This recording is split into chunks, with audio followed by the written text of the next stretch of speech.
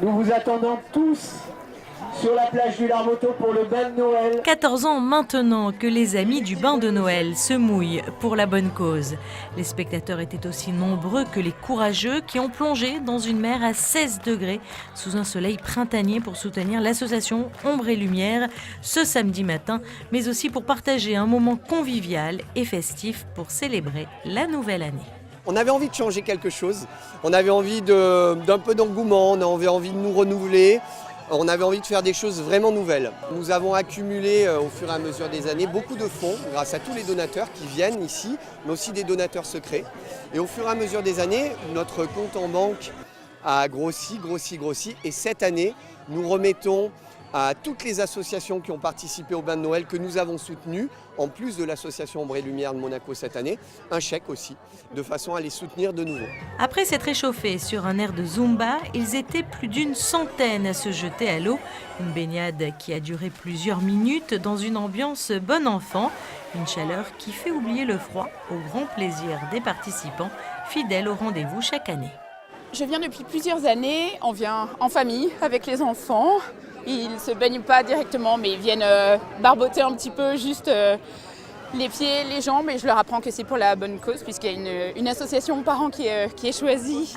Et c'est à la fois très bon pour le corps. Donc c'est un plaisir de se retrouver ici. C'est une petite communauté, on reconnaît des gens, on se voit une fois par an et c'est très agréable pour toutes ces raisons. Et le fait que c'est changé de date, est-ce que c'est mieux ? C'est autre chose. C'est plus le bain de Noël, c'est le bain du Nouvel An ou de l'Épiphanie. C'est assez prometteur, c'est une période de bonne résolution, donc c'est assez porteur, c'est assez motivant. C'est pas mieux, c'est différent. Elle était bien fraîche, comme il faut, mais ça va, c'était vivifiant. Excellente, elle est magnifique. C'est vrai qu'on a rarement une eau translucide comme ça et c'est vrai qu'elle est très agréable. Voilà. Petit 15, hein, mais quand on sort, on sent plus rien. Alors il y a une journée magnifique, voilà, on passe un bon moment, c'est super. Les premières années du bain de Noël, elle était à 12. Puis 13, puis 14, puis 15, puis 16. C'est peut-être pas la journée de dire qu'on est en plein réchauffement climatique, mais quand même. C'est sûr que ça fait plaisir pour les gens qui se baignent, mais c'est moins sympa pour les ours polaires.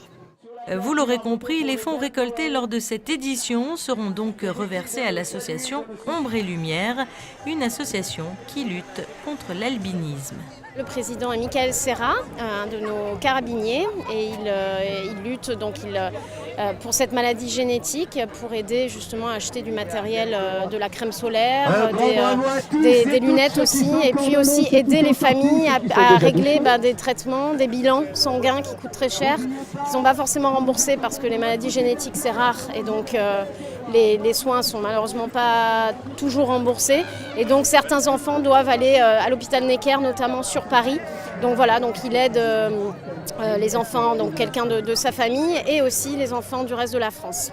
Après la baignade, un petit déjeuner sur le thème de l'épiphanie a permis aux baigneurs de se réchauffer, suivi de la traditionnelle tombola.